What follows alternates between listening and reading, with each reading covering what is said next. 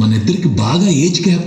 మా తాతకి నాన్నమ్మకి 18 age gap, మా నాన్నకి అమ్మకి 12 age gap. And they are the happiest couple I know. Equal age ఉంటే ఈగోలు ఎక్కువై పెళ్లిళ్ళు పటాకులు అవుతున్నాయి. కరెక్ట్.